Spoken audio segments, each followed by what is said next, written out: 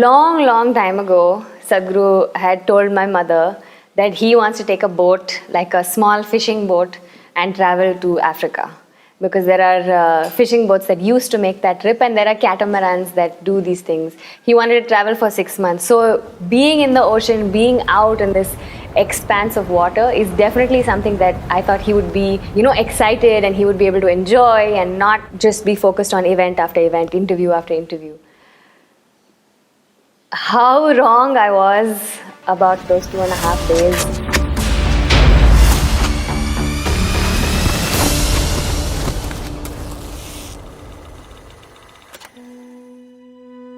So when we got to Riyadh, it was so unreal for us because it was just desert everywhere, and I personally have never seen something like that. We were all in a bus, and in that bus we're all sitting and we can barely see outside the windscreen. And we're looking out and thinking, oh, everything looks a little hazy. It almost looks like mist, like an early morning fog kind of feeling. Only when you step out of the bus do you realize that it's not fog, it's dust, it's sand, it's like fine particles of sand. We see this sandstorm happening around us, and we don't know how Sadhguru is going to ride the bike through this.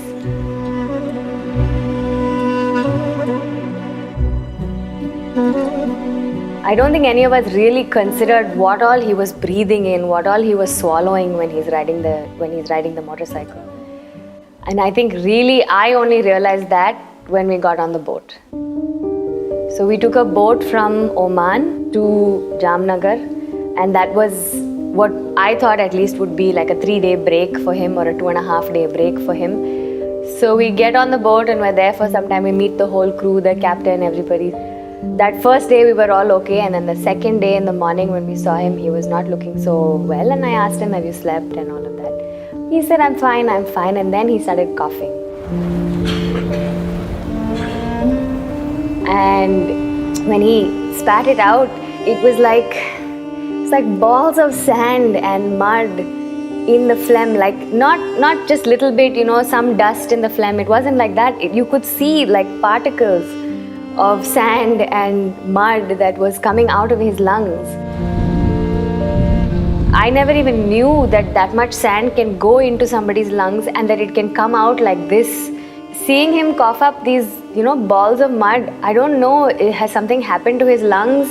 Is it, is it like a serious thing? Do we need to get a doctor to look at his lungs? Like, what is the situation? I don't even know. All I know is he's coughing, he's losing his voice, he's not able to speak for more than a few minutes at a time, and even when he speaks kind of softly. And then we're trying to check, are you okay? Can we get you some medicine? Can we do something? He says, no, I'm fine. He's asking me, are you okay? I'm okay, you leave this, you go check, make sure everybody else has eaten, make sure everybody else is okay. And I'm looking at him, he's so weak and he's sitting down, he's not able to stand up comfortably. It was unreal kind of to see him in that state. But still in all of that, he is not saying anything. He is just saying, I need some time to rest, I have some writing to do. I'm okay. But you can see that he's not okay. Because he was running such high temperature and because he was coughing and he couldn't speak. We didn't know how unwell or how well he was because he won't say anything to us.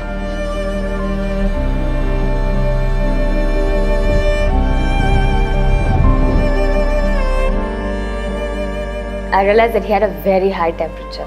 Every time he coughs up, if we give him a tissue or something, there's particles of sand in the tissue.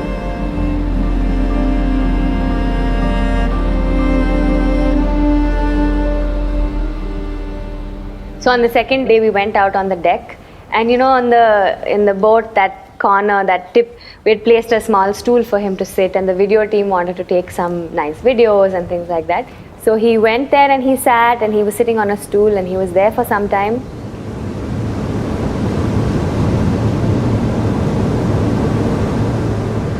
And maybe for the first time, I heard him say, I need to go. He got up, he held the rail all the way and he walked back inside.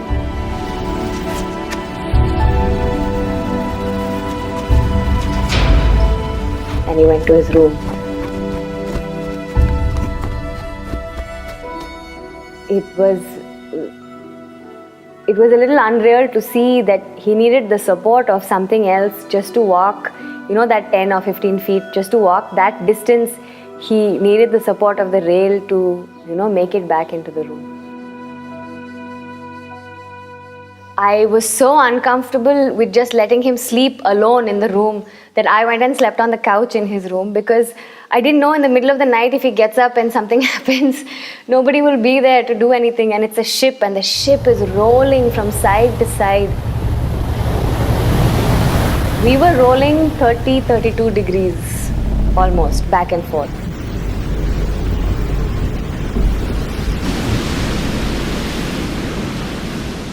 It was a rough journey for all of us, but for him particularly, because he was already unwell and you can't really rest because your body is constantly in motion.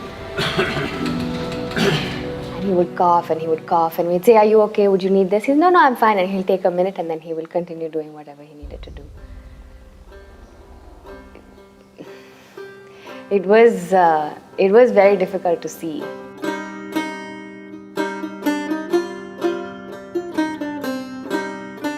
Sadhguru said, "Why don't you have the crew come together? We'll include them in the movement. We'll talk to them about Save Soil and everything." So we got the crew together in their meeting area, which was downstairs. And he sat and he started talking about Save Soil, and he just started to lose his voice.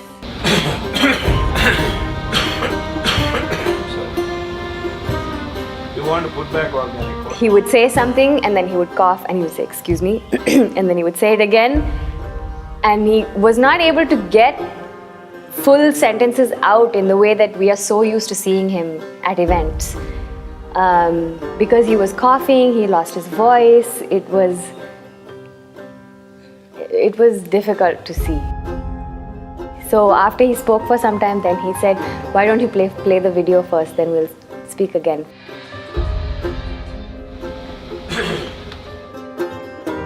He kind of needed to take those few minutes of a break because he was not able to speak for a long time continuously.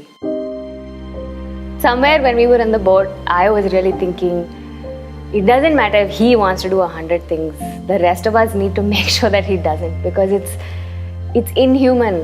It's not superhuman. It's inhuman, the kind of conditions that he was going through. We reached the port in Jamnagar and he just stepped off the boat and he just went into the crowd, spoke there, and when he coughs, he apologizes, "I'm sorry, I'm just a little..." And he speaks. Then I thought from there we're going straight to wherever we were supposed to stay. And there was a naval event after that. He spoke there. There also, when he's speaking, you can hear, his voice is not the way it sounds. Usually it's very rough and he's and then he'll speak again, or he'll cough and he'll say, "Excuse me, I'm very sorry." Almost apologetic that he's not well, without actually saying that he's not well. From there we went and they had a big welcome. It was a long event for another 1 hour, 1.5 hours. He's speaking continuously. You got to make this happen.